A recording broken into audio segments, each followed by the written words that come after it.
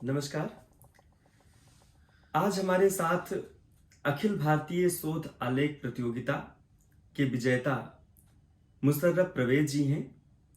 अखिल भारतीय शोध आलेख प्रतियोगिता का आयोजन सभ्यता अध्ययन केंद्र ने 30 अगस्त से प्रारंभ किया था, जो 30 नवंबर तक चला था और 8 दिसंबर को उसके परिणाम की घोषणा हुई थी। वह प्रतियोगिता थी वैद्य गुरुदत्त साहित्य और राष्ट्रबोध, और उसके उप विषय में परवेज जी ने अपना शोध आलेख भेजा था। उनका विषय था वैद्य गुरुदत्त के उपन्यास में समाज चिंतन। बहुत ही शानदार आपने लिखा था और हमारे जो निर्णायक मंडल के सदस्य थे उसमें परवेज मुशर्रफ जी को उन्होंने प्रथम पुरस्कार जो परास्नातक खंड में था उसमें दिया था। तो परवेज जी, आज के इस कार्यक्रम में आपका बहुत बहुत स्वागत है। इस साक्षात्कार में आपका स्वागत है। बहुत बहुत आभार आपका, और सभ्यता अध्ययन केंद्र का भी विशेष रूप से आभार कि आपने इस साक्षात्कार में मुझे मौका दिया। परवेज जी, जो मेरा पहला प्रश्न यही है कि इस शोध आलेख प्रतियोगिता की जो वैद्य गुरुदत्त को लेकर था, इसकी जानकारी कैसे आपको प्राप्त हुई थी? वैद्य गुरुदत्त के संदर्भ में जो यह अखिल भारतीय शोध आलेख प्रतियोगिता थी, इसकी जानकारी मुझे दिल्ली विश्वविद्यालय के व्हाट्सएप समूह से प्राप्त हुई थी। किसी छात्र ने इसको समूह में साझा किया था, जहां से मुझे इसकी सूचना मिली और फिर मैंने इस पर काम करना शुरू किया। अच्छा, तो आपने कुछ वैद्य गुरुदत्त को पढ़ा भी होगा? बिल्कुल, मैंने वैद्य गुरुदत्त को पढ़ा और फिर उसके बाद उनके 3-4 उपन्यासों को पढ़ा। भाग्य रेखा उपन्यास, विश्वासघात उपन्यास, तब और अब उपन्यास और शादी उपन्यास। इन चारों उपन्यास को मैंने पढ़ने की कोशिश की और पहली बार जब पढ़ा तो कुछ भी समझ में नहीं आया, लेकिन जब दूसरी बार एक बार फिर से जब मैंने उसे पढ़ा तो बहुत कुछ समझने का मौका मिला, और जिसको मैंने अपने शोध आलेख में रखने का काम किया। अच्छा, आपने जब पढ़ा होगा जी, तो उसमें ऐसी कौन सी कहानियां आपको बड़ी प्रभावित कर रही थी कि इसको पढ़ना चाहिए हमको, या इस छात्र समाज को पढ़ना चाहिए इसको, उनके उपन्यासों को? क्योंकि सामान्यतः छात्र, आपको पता ही होगा कि प्रेमचंद्र, जैनेन्द्र जैसे उपन्यासकारों को, मनु भंडारी, जो विश्वविद्यालय सिलेबस में भी लगी हुई हैं, लेकिन गुरुदत्त उपन्यास में सिलेबस में नहीं लगे हुए हैं। तो आपने क्या अवलोकन किया कि हमको या छात्रों को इसको पढ़ना चाहिए? तो मैंने सबसे पहले कुछ एक शीर्षकों को देखा। जी। जो शीर्षक मुझे सबसे पहला जो उपन्यास जिसको मैंने जो 164 पृष्ठ का उपन्यास है, भाग्य रेखा नाम से उपन्यास है, और जब मैं उस उपन्यास को पढ़ रहा था तो मुझे, क्योंकि वैद्य गुरुदत्त का जो समय है वो स्वातंत्र्योत्तर नाटक युग में वे लिख रहे थे, तो उपन्यास युग में, तो जब उस युग में लिख रहे थे तो उस समय जो उनके समकालीन उपन्यासकार थे, उनके उपन्यासों में सिर्फ समस्याओं को उजागर किया जा रहा था। लेकिन वैद्य गुरुदत्त की जो एक विशेषता यह है कि वह उस उपन्यास की समस्याओं को उजागर तो कर रहे थे, लेकिन साथ ही साथ उसका समाधान भी बता रहे थे। अगर आप भाग्य रेखा उपन्यास को पढ़ेंगे तो भाग्य रेखा उपन्यास को पढ़कर उसकी जो जिस लड़की के ऊपर वो उपन्यास पूरा घूम रहा है, उस उपन्यास में मैंने देखा कि वह लड़की है जिसका यौवन है। उस यौवन में वो लड़की किसी से प्रेम कर लेती है, और उस उम्र में अमूमन लोग संबंध बना बैठते हैं, तो वो संबंध बना लेती है।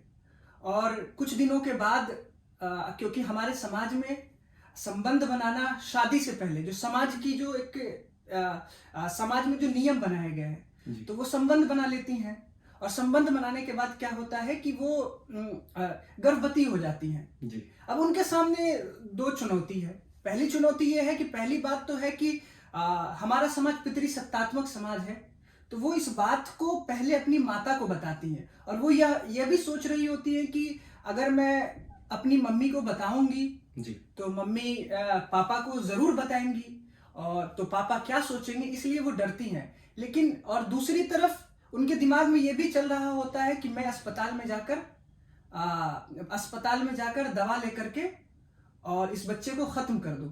तो जब उनके पिता को पता चलता है तो वैद्य गुरुदत्त उस वक्त की जो समस्या है उसको तो दिखा ही रहे हैं, लेकिन वहां पर उनके पिता की जो समझदारी है उसको दिखा रहे हैं। उनके पिता क्या करते हैं कि उनकी जो पुत्री है जिससे वो प्रेम कर रही है, जिससे उन्होंने यौन संबंध बनाया है, तो पहले तो वो ये करते हैं कि उनके घर में जो काम कर रही है, काम जी। करने वाली जो बाई है, तो उस बच्चे को अस्पताल में जन्म देकर उसके पास रख देती हैं, और जब बच्चा बड़ा हो जाता है तो फिर उसको अपने घर में लाते हैं, और इसी बीच अपनी पुत्री का जिसके साथ उनकी पुत्री का यौन संबंध था उससे उसका विवाह करा देते हैं। तो यहाँ पर यह होता है कि उस बच्चे की भी जान बच गई, और इधर उनकी जो पुत्री है जिन्होंने यौन संबंध बना लिया है उनका उसी व्यक्ति से शादी हो जाता है।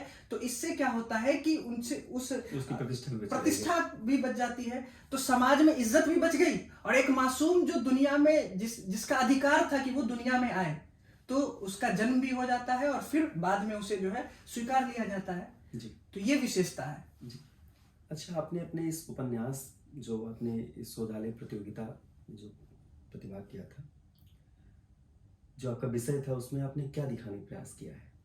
तो मैंने अपने विषय में मेरे जो समाज चिंतन विषय था, हाँ, तो गुरुदत्त के आलोक में उसको आपने क्या दिखाया है, कैसे दिखाया है? गुरुदत्त के आलेख में मैंने गुरुदत्त के संदर्भ में मैंने ये दिखाने की कोशिश की है कि गुरुदत्त जब लिख रहे थे, जैसे अगर आप 1954 ईस्वी में आंचलिक उपन्यास जिसकी शुरुआत जिससे होती है, मैला आंचल, मैला आंचल में पूरे अंचल की समस्या तो दिखाई जा रही है लेकिन उसका समाधान नहीं बताया जा रहा।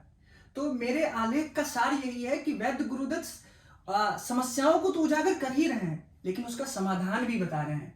तो सबसे बड़ी विशेषता उनकी यही है, और समाधान ऐसे नहीं बता रहे हैं कि उसका कोई नकारात्मक पक्ष आ रहा है, वो सकारात्मकता की ओर जा रहा है। जी। क्या छात्रों को, जो विश्वविद्यालय छात्र हैं या जो स्कूली छात्र हैं, उनको वैद्य गुरुदत्त को पढ़ना चाहिए? जहां तक मेरा मानना है कि वैद्य गुरुदत्त को पढ़ना ही नहीं चाहिए, बल्कि वैद्य गुरुदत्त को विश्वविद्यालय में उनके उपन्यास को पाठ्यक्रम में लगाना भी चाहिए।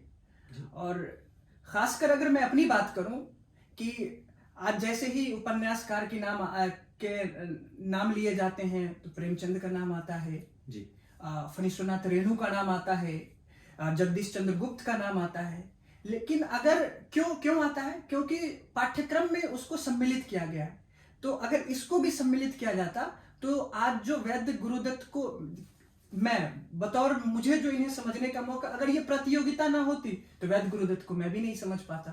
तो वैद्य गुरुदत्त का के उपन्यास को अगर पाठ्यक्रम में लगाया जाता है तो इससे ये होगा कि वैद्य गुरुदत्त के उपन्यास का जो मूल है वो भी हम समझेंगे, और उस समय का जो युग है उस युग का बोध भी हमें हो पाएगा। जी। कुल मिला के कि एक सार्थक प्रतियोगिता कही जा सकती है। बिल्कुल, एक सार्थक प्रतियोगिता कही जा सकती है। एक सार्थक प्रतियोगिता के साथ आप ये भी समझ सकते हैं कि जैसे कि मैं स्नातकोत्तर का छात्र हूं, तो कैसे एक शोध आलेख लिखा जाता है उसकी उतनी जानकारी नहीं होती है क्योंकि लोग पाठ्यक्रम में ही लगे होते हैं। लेकिन इससे पहले भी मैंने कई शोध आलेख लिखे, और हर एक शोध आलेख में मैं विजेता नहीं बन पाया, लेकिन जब 8 दिसंबर को जब मेरे नाम की घोषणा हो रही थी तो मुझे लग रहा था कि मैं जो पीछे जितने भी शोध आलेख लिखे हैं वो शोध आलेख इसलिए लिख रहा था क्योंकि मुझे वैद्य गुरुदत्त के उपन्यास का विजेता कहा जाए कि आप क्रेडिट सभ्यता अध्ययन केंद्र को देंगे या वैद्य गुरुदत्त को देंगे?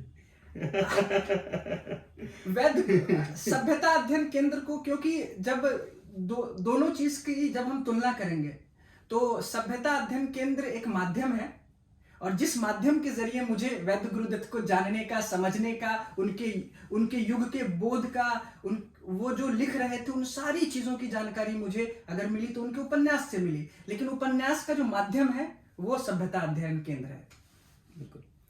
तो पुरस्कार राशि से वैद्य गुरुदत्त वाली कुछ किताबें भी आई होंगी? नहीं पुरस्कार राशि से अभी तो पुरस्कार राशि की बात की जाए तो वो तो अभी मेरे खाते में ही है, और वैद्य गुरुदत्त के उपन्यास का मुझे उनके जो पत्र हैं उनके माध्यम से PDF में उपलब्ध है, और मैं उनका जहां भी पुस्तकालय है वहां जाऊंगा और कुछ किताबें जरूर खरीदूंगा। मैं ये 4 तो मैं पढ़ ही चुका हूं, इसके बाद जो उपन्यास मैं नहीं पढ़ पाया हूं वो जरूर खरीदूंगा। अच्छा, पुरस्कार राशि मिल गई है कुल मिला के, बिल्कुल बिल्कुल। खुशी हैं आप। हाँ बिल्कुल खुश हैं।